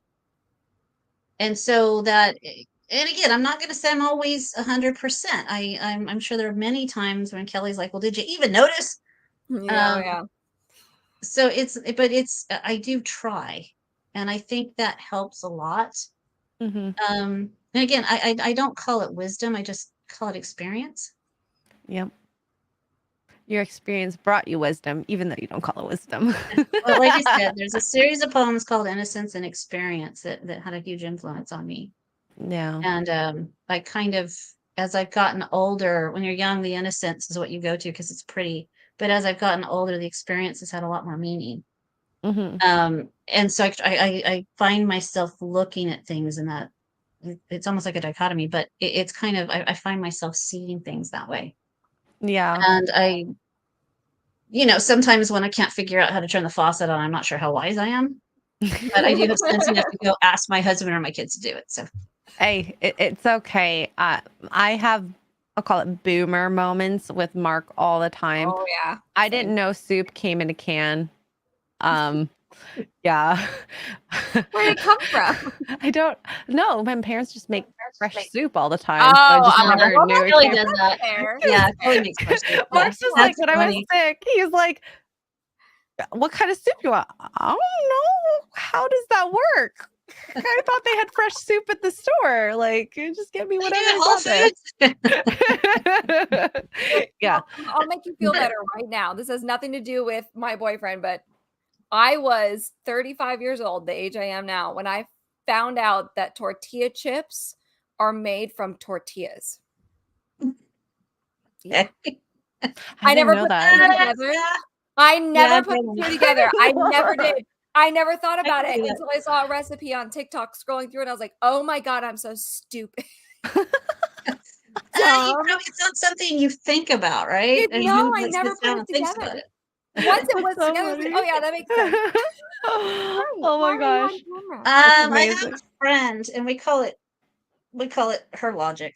She one time said she had Girl Scout cookies, like I think is the mint Girl Scout cookies, and she had eaten like 3/4 of the package. So I finished the rest of the package so no one would know I ate the package. And there's a logic to that. But we call that her moments because we're like, okay, well, there is a logic to that, We and all I have get them, it. okay? Mine was the tortilla chips. Hers was the soup. All right, Yeah. we have them. Okay, It's you just fine. don't think about it, and you're like, wait, what? I'll They're admit from to it. tortillas? Yeah. I'm sure I've done those. I'm sure I have 100 of those. I can't think of it at the moment, but I'm sure I have a lot of them. Yeah. It's gonna come to you later on tonight. You're like, oh Yeah, man, probably. that was That's the when I was really dumbest thing ever. stupid. Why am Hey, I so dumb? it's all good. It's all good. So we do have a couple super chats and messages. We got 5 gifted subs from Frank Hool from earlier. Thank you so much, Frank. Wayne Floyd for 1999 says, couldn't resist. You ladies deserve some kind of award for the stream. Thank you all. Hello, everyone in chat. There were so many compliments throughout the stream. Oh my People gosh, yes. love you, Lynn. So we definitely have to have you back. Definitely. I'd be sure. happy to. Perfect. Kelly and I are taking a trip. We've never done this before, but he's going to be doing some signings. So we're going to Italy. We're going to Rome. Then we're going to Sicily. Then we're going back to Rome, and then we're going from Rome to the Aegean. I think it's the Aegean. Then we're going over to the other side, which I want to say Tyrrhenian, and please forgive me, chat. I know I'm saying it wrong, but I think the town's called Tarzana. And then we're going to Nice, France, and I think we're stopping in Marseille. Then we're going to Belgium, to Ghent and Antwerp, which are cities founded in 1100, so they're medieval. Then we're ending up in Paris. When is this? We leave in a couple weeks, and we're gone for almost a month. Listen, all Okay. I'm saying is I'm little. I can fit in a suitcase. You just drop me off, just open and push me out of the suitcase. No worries. Come on in. You're in Nevada. You can be here within about 10 I minutes. have a passport and everything. It'll be fine. I'm excited for your trip. I'm so jealous. I've always wanted to go there. Always We wanted to go. expect pictures. It was something that came up, and we actually, what we did when I was 30 years old, I bought a house, and then when I was 40 years old, I bought a house on the coast. And so we didn't really take vacations. We would go to this coastal house, which I still own. But we never really traveled a lot. A little bit, mostly because he had very tight timelines or deadlines, and I was working, and the kids were little. And so now the kids are grown and we're reaching age, and we want to be able to do some things before we both have to just live in doctor's offices taking pills. Yeah. So this opportunity came up, and I know a lot of the reason he's doing this is for me. So and he's like I said, he's probably laughing at me right now, but I know that there's a lot of that reason, because this is kind of that dream trip that I think a lot of people would love to take. And if we're still married when we get done, then obviously it'll work. Put me in the city of romance. Paris and Rome is all romance. Oh man. So yeah, that's so I'm very excited to be able to do this. It's kind of a dream, and I like history. I love Italy. We've been there a couple times. I love Italians. I love their kind of pragmatism. I have never seen Italians be overly dramatic the way they're portrayed here, but I've seen them be very pragmatic, but they're very romantic about it at the same time. And they love their country. They have such national pride in who and their customs. So I'm very excited because I get to go to all these different regions to see all these different people. I am a big proponent of flying to the city, go to the country. So yeah. I've always said my plan right before the beer bug hit in 2020, I had a 2-week trip for myself just to go by myself to Scotland, and I was going to land in the major cities. And of course, like, you want to see, the castles in there. You want to see the tourists. Go to Edinburgh, yeah. Yeah, and all that. But I was going to either land in Glasgow and leave Edinburgh, or vice versa, one of the two. But in between that was like a 2-week trip that I had planned for myself. I was going to rent a car and hit Stirling, see all the tiny little bars, the tiny little towns. Oh, that is the best. That's all I want to do when I go overseas. I'm going to hit, like, listen, I'm going to go to Dublin. It's going to be great, but I want to know where that back alley pub is that everybody goes. Oh, I can tell you. Greasy. You know what I mean? Yeah. That's where I want to go. Yeah. We've talked about, there's a trip I'd like to take. Az doesn't know us, but we're going to go to his house, I think. Because he was in Yorkshire or someplace. Somewhere in northern. If you and Kelly pop on his door, I think he will fangirl like. But I would love to take a driving trip of northern England and Scotland to go to all the different churches and medieval towns and the old pubs, because all the old pubs have history. Yes, honestly, and then go to Wales and do the same thing. One of my favorite tours was the prison in Dublin. That was a wild ghost. I felt like there was just eating ghosts. I bet I did not. We went to the evening tour just because we hope to see ghosts. But you got to go late night. Ghosts come out between the witching hour. It's like between 2 and 4 in the morning. Also, Disparu does live in the UK, so if you're gonna pop by Az's, you have to pop by Disparu's. I'm just saying. And make sure you tell him how much you love knows Kelly, so it might be kind of weird. Who are you? Yes, knows Kelly. That is true. That's true. Well, we don't know that. Well, I'll ask Disparu. Maybe we'll have you on with Disparu. You can tell him how much you love She-Hulk. I'm sure he'll love it. I find him just so. It sounds condescending, but I just find him so cute. He is. The worst part is, he has such enthusiasm that I love. Anybody with passion is always fun to listen to.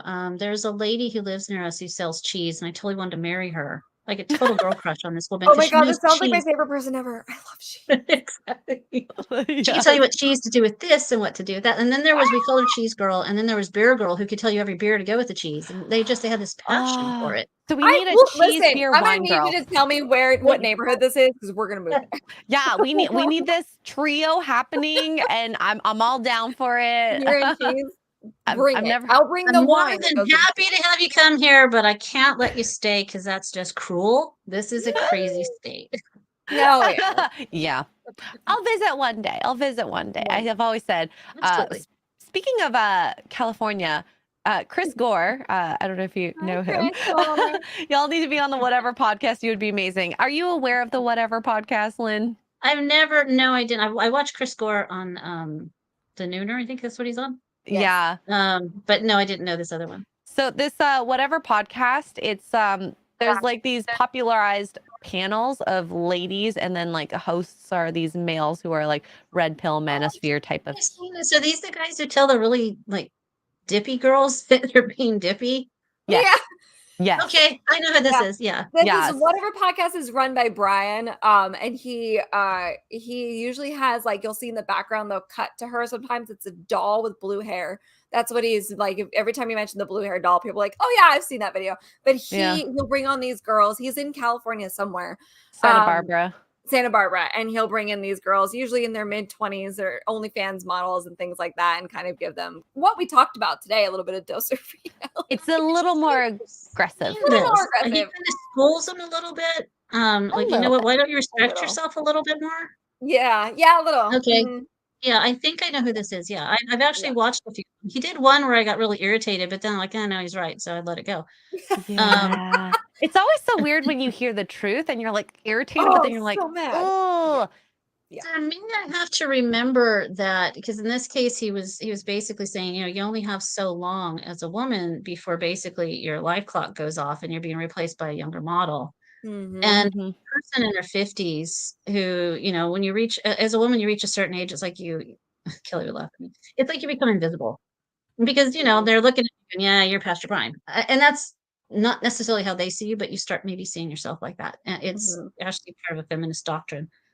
So when I first heard him, I'm like, and, you know, I'm getting all offended because I'm in my 50s, but I'm like, okay, wait a minute. No, he's right. Yeah. Totally right. That you do only have a certain, because I met my husband at 21. So I maximized that. I actually, everything he said is what I did, but I'm hearing it with a 54-year-old brain. And that's why I had to step back and go, no, actually, the kid's right. He's 100% right there. Yeah.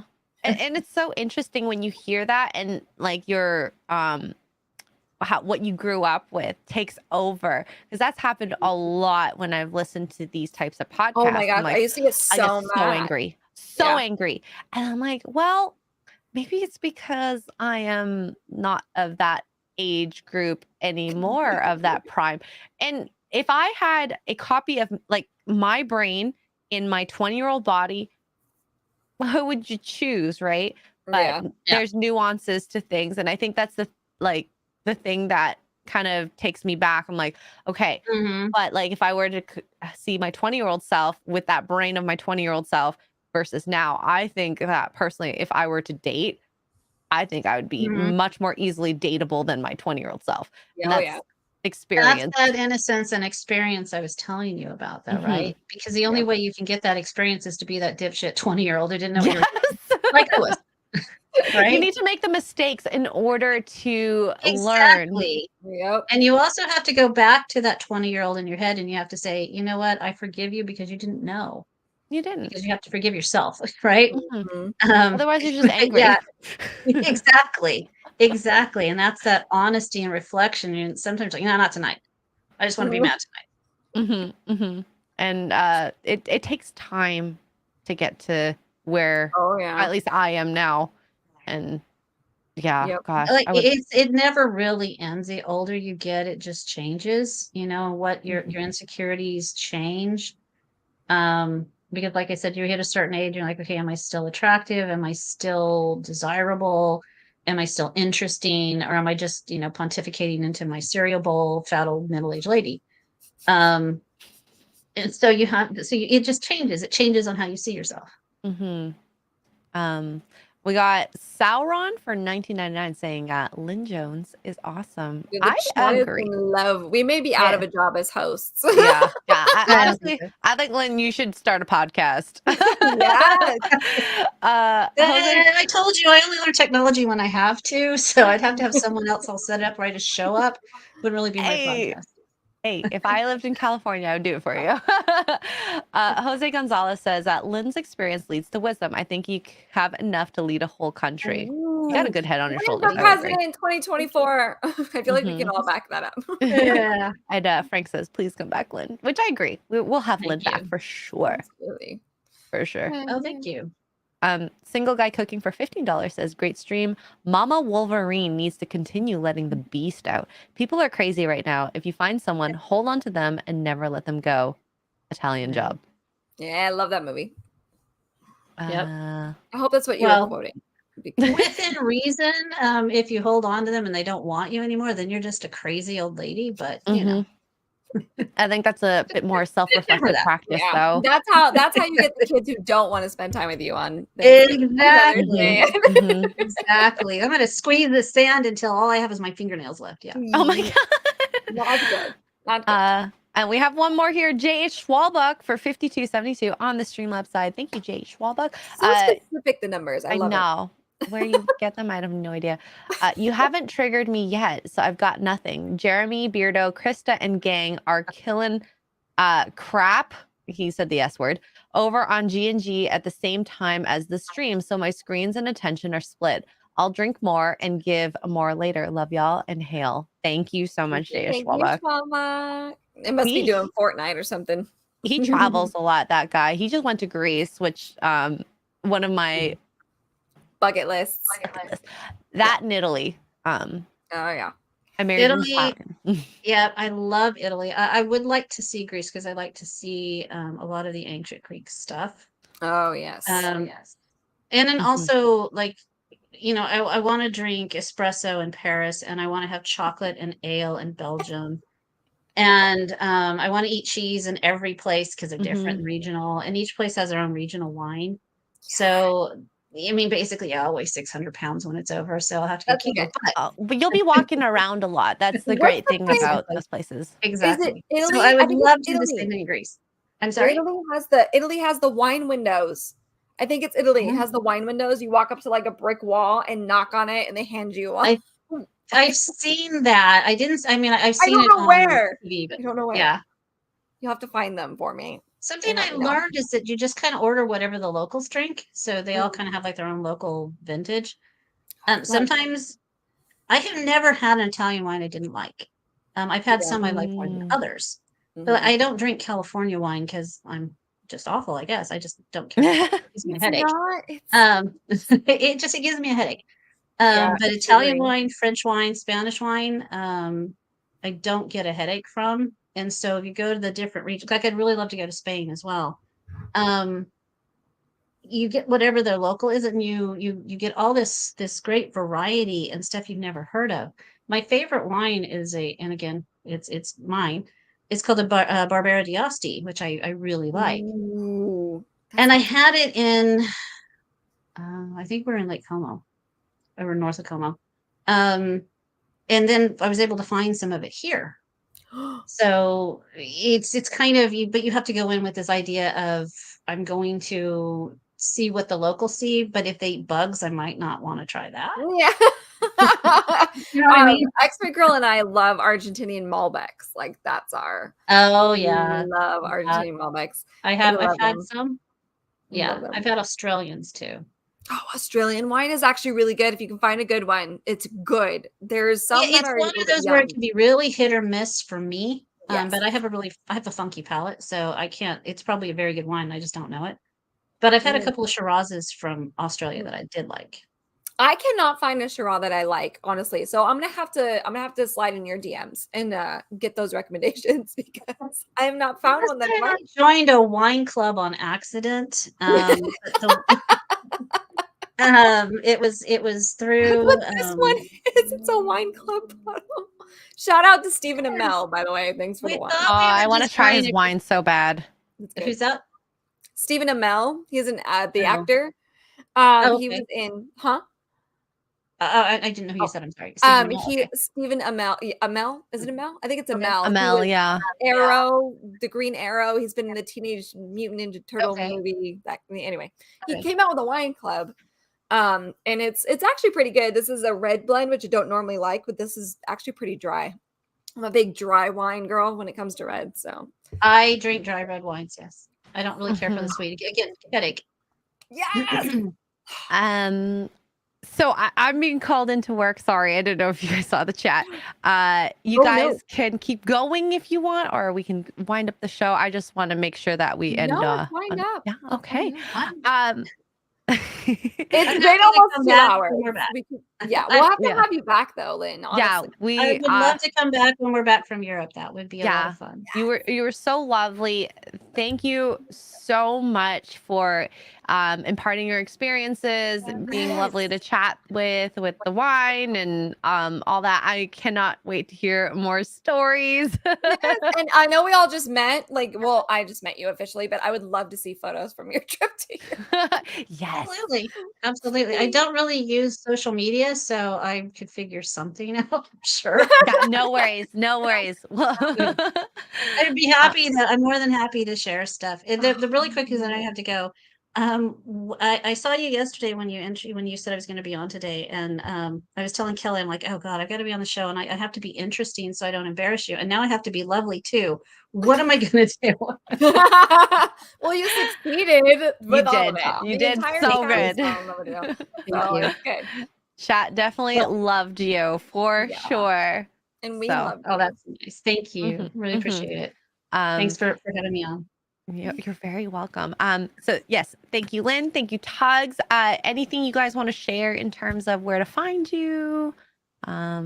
Social I'll be in media. Italy, so if you want to find me in Italy, She said the cities already. Good luck to the Italians. Good luck to Az. that'll be another Drink trip. all of the wine. Oh, Hmm. Hey, maybe you can tack on UK in September because we're going then. Okay. Yeah, okay, we chat if you want. If you want, I'm sure Gary would love to hang with you guys in real life, as well as That would be Melissa. kind of cool. I don't know if we can do UK because I'm taking a month off now. But it is it's one of our goals to go there, but maybe if Hmm. you guys do some other meetup where Yeah, it's not a bajillion people, we'll we let you can know. do something else. We'll Yeah. let you know. So yeah, chat. We'll have her back, and I'm excited for Okay. it. yeah. Yay! Thank you Wow, guys. I really appreciate it. you are very welcome. Thank you, and we'll see you guys All right. next time. Bye. Bye.